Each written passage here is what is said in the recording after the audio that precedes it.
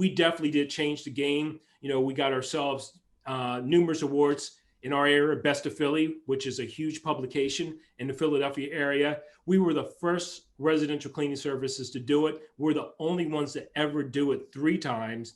And, we just really just started changing the game and making other people take notice.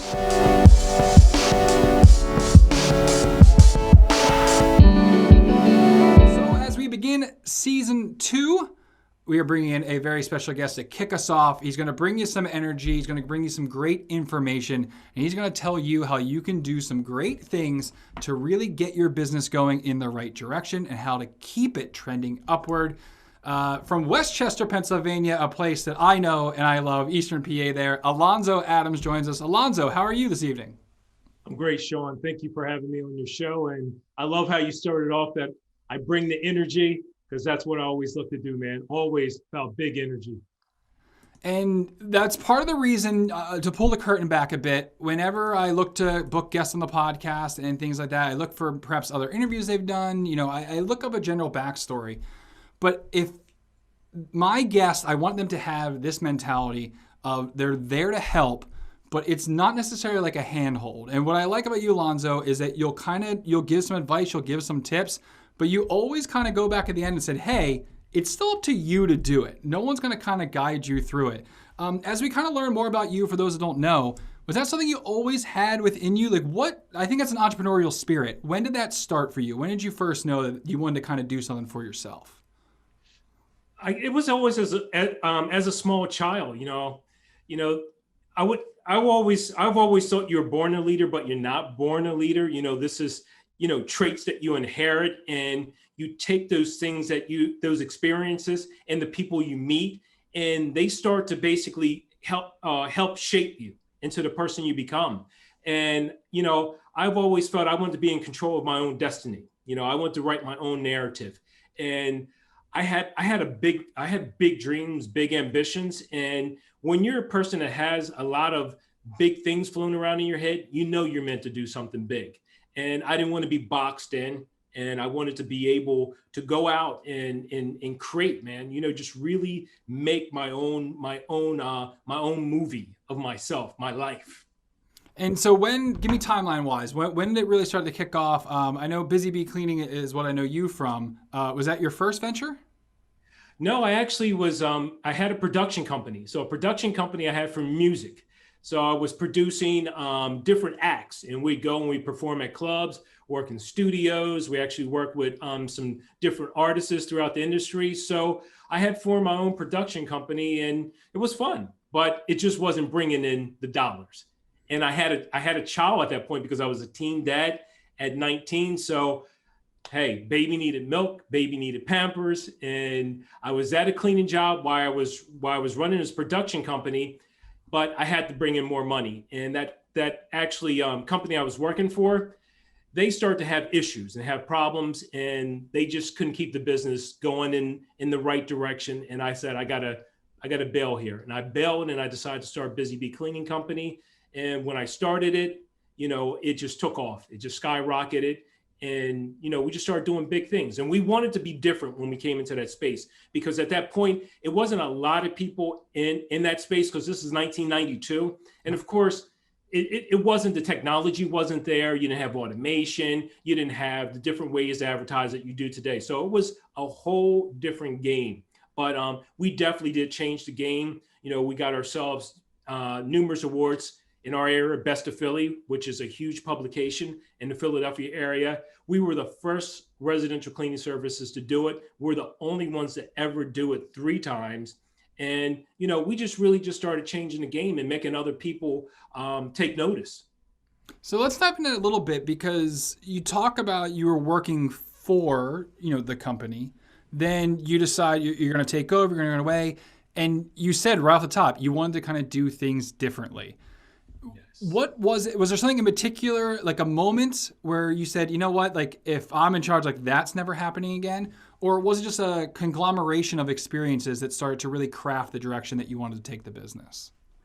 Well, when you're looking at experience, I wanted to have a business where I would give a client an experience like they never experienced before.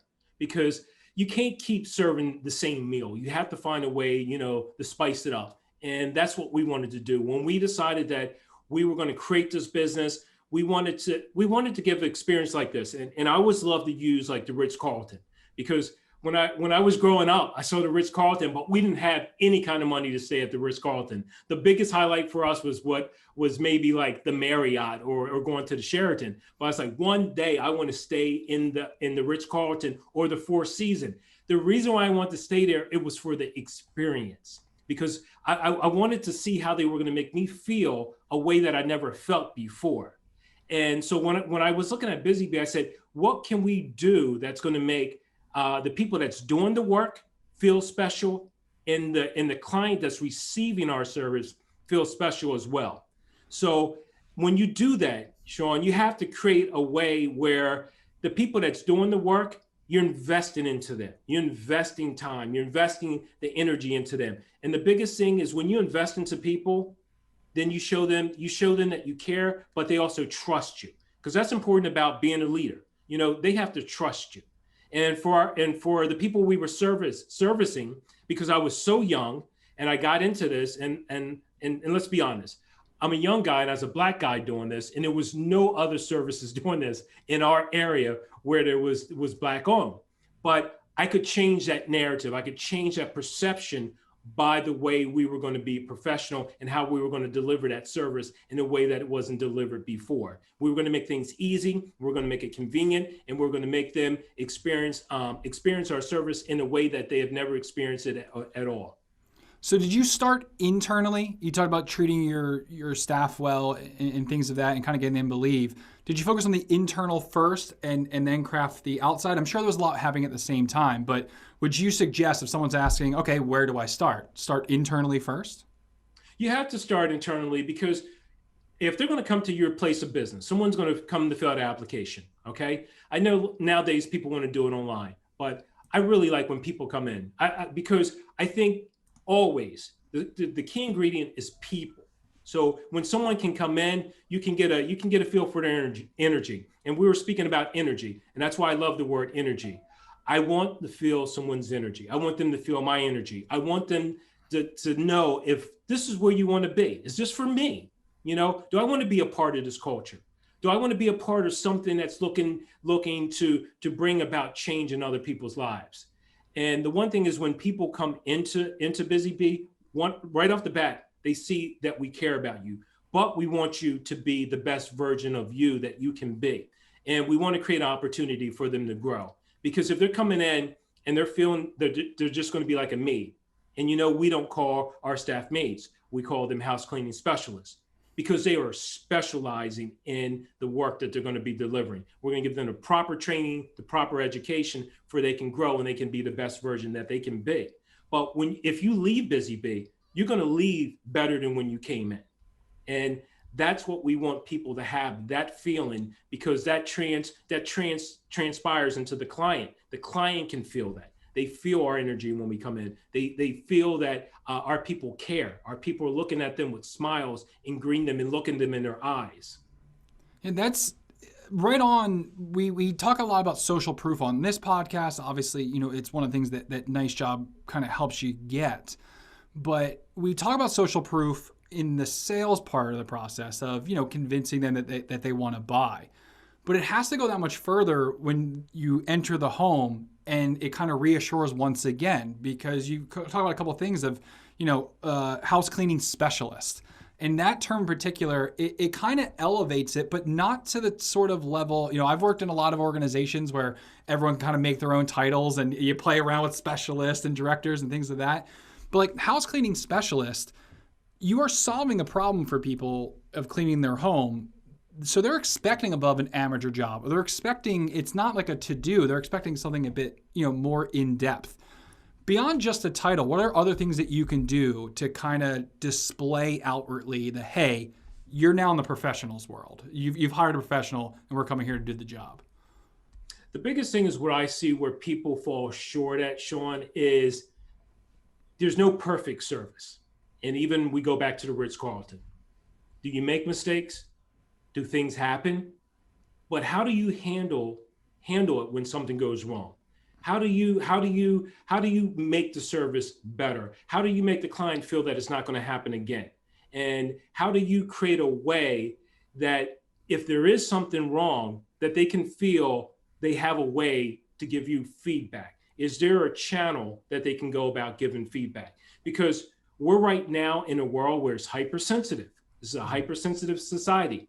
Feedback, man, that could be like a negative, you know? People's hearts start beating, anxiety, you start to give feedback. And I find that this is what clients, they feel real afraid to do, because they say, if I say something, you know, I'm going to hurt somebody's feeling, or they're going to get the wrong idea, the wrong impression. But, you know, we welcome feedback. We start off by whenever we onboard a client, because that's important too. It's not just onboarding your staff, but you got to onboard the client, that the client knows this is what we're looking for, feedback. And the one thing is, I love this whole thing where feedback is a gift, because it is a gift for us to become better, for us to be able to perform better. But I don't want the client to feel that they cannot say something or give that feedback to them. And I want to make it easy for them by creating a right channel, or a right way that they can actually give the feedback, you know, through us, through communications. And we can accept feedback. And trust me, when we do receive that feedback, you can see there's a 360 in what we do. Because again, we value it, but we're going to step our game up. We're going to improve. We're going to bring it big time if something doesn't go right. And we're going to make that correction for you. And it's how we respond. Yeah, and I've seen that a culture of feedback also leads to more repeat business, because now someone knows they can kind of keep you in check time after time, but that they're going to give you the opportunity to improve over and over. Do you use the feedback channels, you know, your reviews, things like that? Do you use that, or how do you ingrain that into your staff to think it's important? Because I think a lot of people see, you know, all right, I'm the business owner, of course I kind of want to get it, but how do I, you know, the girl, the guy that's going into the home, how do I make them care about the feedback? Because for some of them, there might be, maybe it's bad culture if you get to this point, but they're kind of like on to the next one job-wise. I don't know if they live with it as much as leaders. So how do you pass along that feeling of, hey, feedback is good and we should strive for it to your team? Well, for my people, you're cleaning the toilet. You know, that's what you're doing. You're cleaning the toilet. How do you actually make them feel that they're doing something that's important? How do you make them feel as though what they do is valued? And that's a part of the culture. You have to let them know that you're making a difference in people's lives, you know, and in the job that you're doing, this is an important job. It's a necessary job. It's an essential job to what you're doing. And that happens through the training. So when you bring them in, are you taking them through training where they can get certified? You know, because there are training programs inside my association, which is the Association of Residential Cleaning Services International. You take them through those trainings where they can get certified. They can be a certified cleaning professional that's going out and doing this job. It's just like anything, like a plumber has to get certified, an electrician have to get certified. And when you give them that sense of pride, that sense that they went through and they actually passed that test, they actually know what they're really doing. They know how to clean that surface. They know the proper product to use. This is a sense of care, because teaching people how to care nowadays, it's not easy. And to also teach them how to receive feedback, that's training. You have to train people how to receive feedback. Even think about it, as parents, we have to train our children how to be able to receive feedback, because they take it personally. You know, they take it as, again, negative. But is feedback negative and positive? It's both, because there is going to be feedback that's going to be negative. But when you get that negative feedback, what are you doing with it? Do you crawl up in a ball? Do you feel I'm not worthy enough? I'm not good enough? Or do you say, you know what? I'm going to correct that and I'm going to do it better the next time.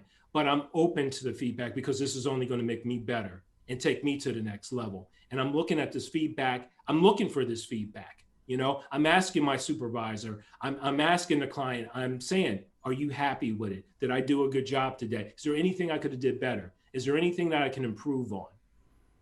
And there's the line between feedback and reputation, because feedback is the channel you're getting, the notes that you're getting, but reputation comes with your reaction. And we talk all the time about reputation being important, you know, social proof.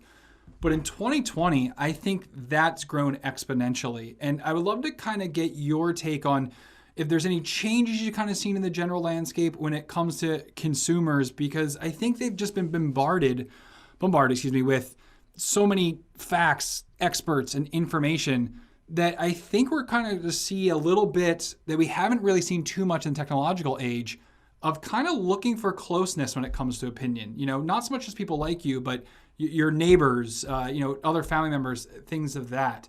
How have you seen reputation grow and how important it's been in 2020? Well, when I look at it, that everybody looks at Google. That's the first thing that we go, because I don't know the service. I need to go to the internet. Let's look at their reviews. And I'm going to scan down, and you're going to scroll down, and you're going to look at these reviews, and you're going to see, do I see a bad review? What was the bad review about? What are they saying? But I'm also going to see how they handled that review. I want to see if they're even responding to the reviews, that being good, that even being bad, because I see sometimes services are quick to respond to a bad review, but again, we want to respond to the good ones. We want to respond to the bad ones, but we respond in a way that we don't feel attacked. We're accountable. So consumers are looking for companies that are accountable. There is a sense of responsibility about what we're doing. I see people that's in this industry, in other industries, not just this one, that are not representing the word professional or professionalism. They're just not. They don't return phone calls. So I called you, I saw your Google reviews, you had great reviews, but I left a message, you never called me back. I left you another message, you still never called me back.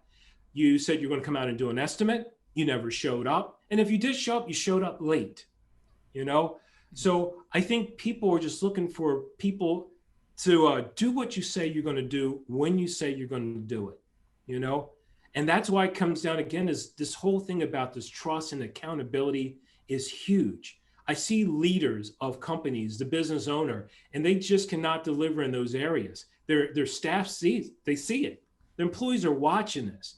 And if they're seeing that, how can you expect for them to buy into what you're serving up as a leader and to buy into what you're actually wanting them to do? Are they going to get to a client's house late? Are they not going to call and say, hey, we're running behind, because they're thinking this is more acceptable. And I'm watching this keep happening as the years are passing, is that it's just acceptable. It's expected. I won't have a phone call back. It's accepted. They're going to be late. Yeah. And you can even use other businesses' reputations to help yours in that sense, because you talk about reviews as people will go, and even if they like a business, they like the reviews. Sometimes curiosity gets best. Someone they'll check out one more, just to be sure. We talk about they want to be sure that they're making the right decision. And if you are able to see what's in your reviews, your competitor can also see that as well. But you can tell what you need to fix, but also you can see the audience in your area, what is important to them. If all your competitors or even yourself, you're seeing about promptness, and then you're the guy showing up late, like you're not going to get ahead of the market. To win a Best of Philly, people that listen to the podcast know it's my area. It's a big, expansive place, but you don't get that designation unless, you have the great reputation, but you're constantly kind of improving on, because it's as you very well know, it's a hard vote. It's a tight competition there. I was interested to kind of hear how you handle, it's going to sound like a weird question, but when you're winning a Best of Philly award, and 3 times, did you say?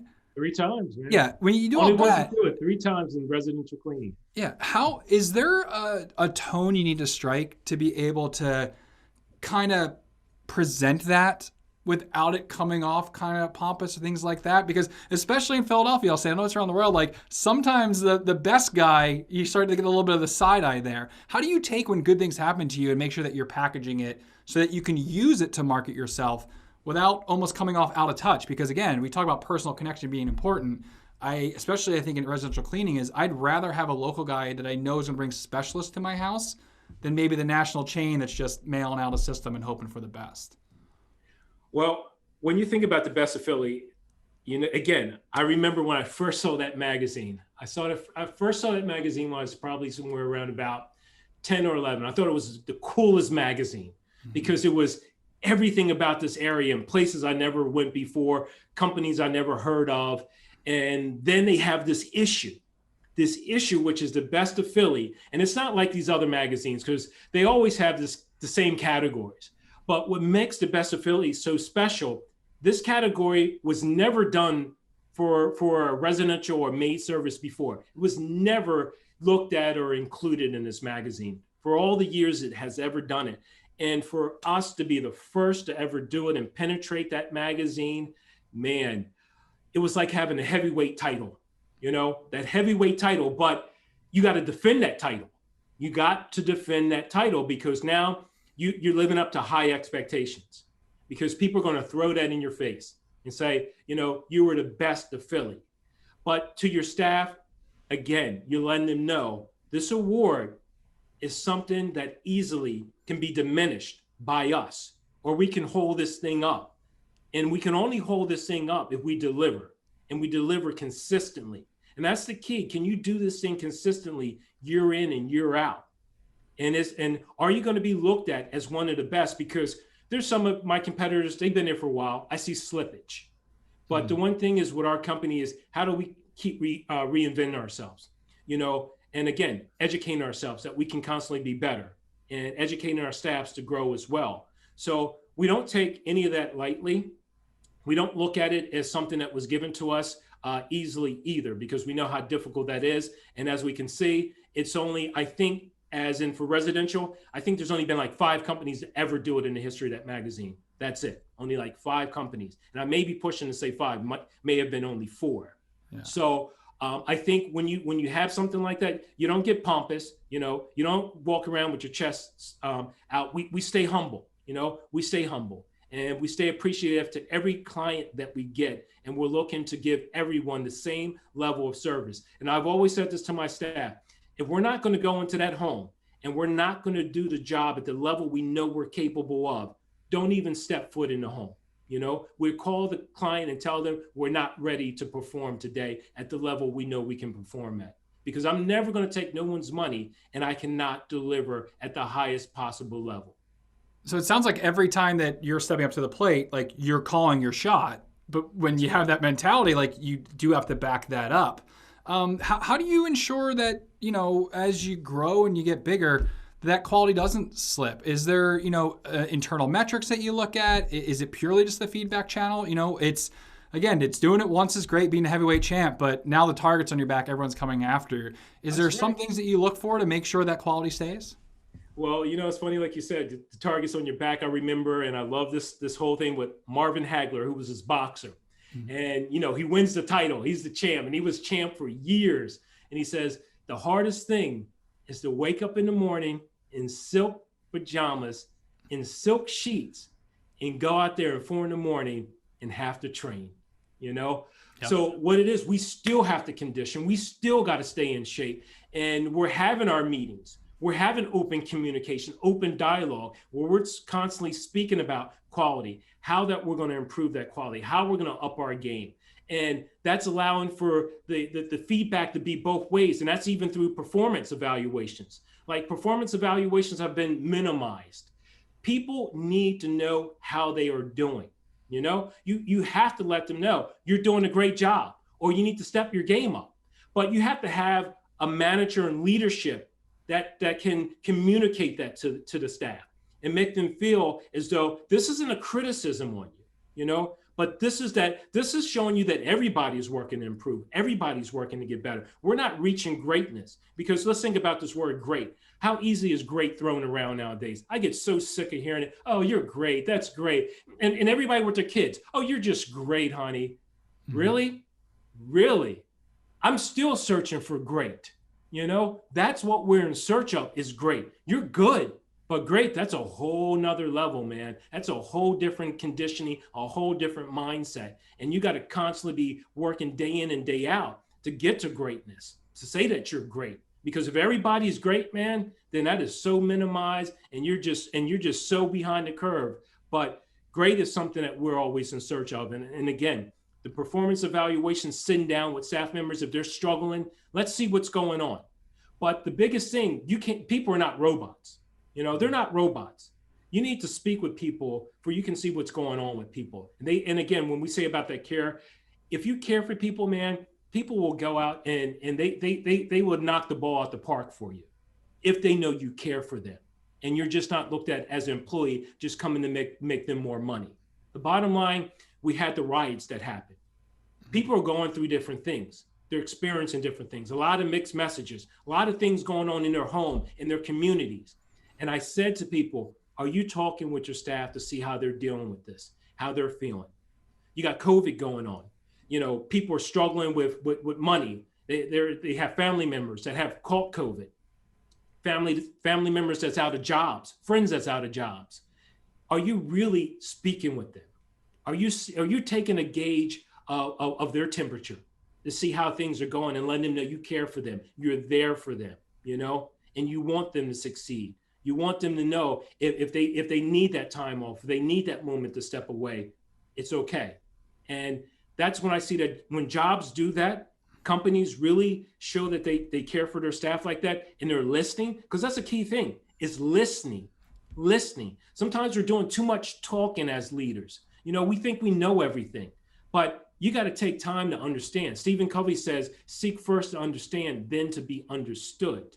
So that's always been the key thing to me, is for I can hear what's going on. If there's an issue that's going on with a client, there's an issue that's going on with a house, and, you know, they're having a hard time, you know, reaching the success. What is going on? Let me listen. Let me not try to pass judgment or think because I've been doing this forever that I have all the answers, you know? And I think that's the key. When people hear you, they see you're listening and hear you listening, then they know you care for them.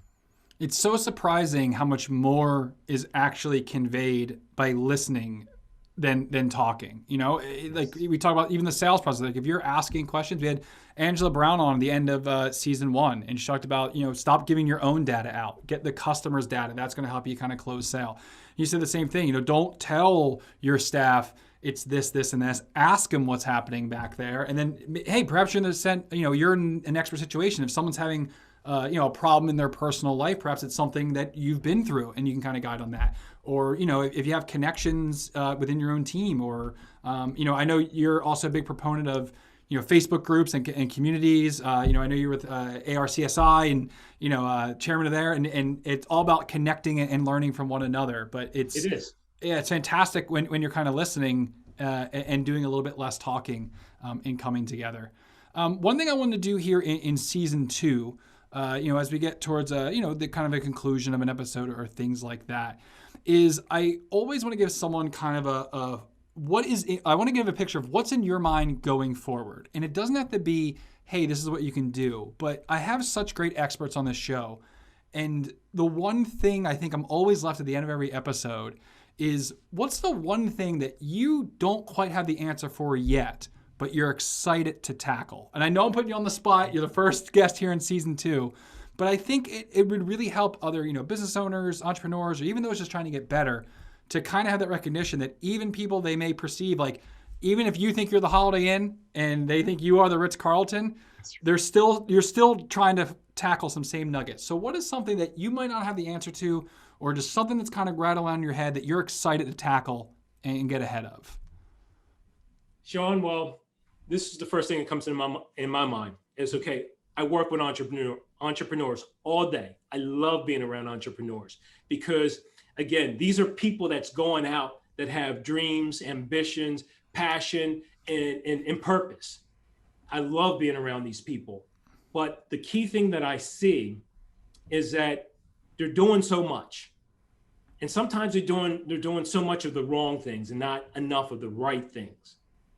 And I said to myself, I want to teach entrepreneurs how to be effective, more effective, And so I said, you know what? I'm going to start effectiveentrepreneurs.com because I want to teach and I want to create academy where I'm going to show them how to make their life easier, make other people's lives easier, just showing them how to be more effective day in and day out. I'm ready. Where's the wall? Let me run through it. I want to run through it with you, man. Well, Alonzo, thank you so much for coming on the Nice Job podcast, having a conversation with you. We didn't get a chance to meet before or anything like that, so having the first opportunity to talk with you. I have my notes I wrote down here. I hope those listening have done the same. If someone, I know you just dropped about, what you're working on next, but if anyone wants to reach out, find more about you, where should we direct them towards? Right now, you can find me, follow me on Instagram, Facebook. I'm on LinkedIn. And again, look for effectiveentrepreneurs.com. That's going to be coming out next year. And we're going to be looking, man, to make some super elite entrepreneurs. That's what we need. We need more elite entrepreneurs, and entrepreneurs that's going to just set the world on fire, man. So I'm excited, and I'm ready to rock this thing.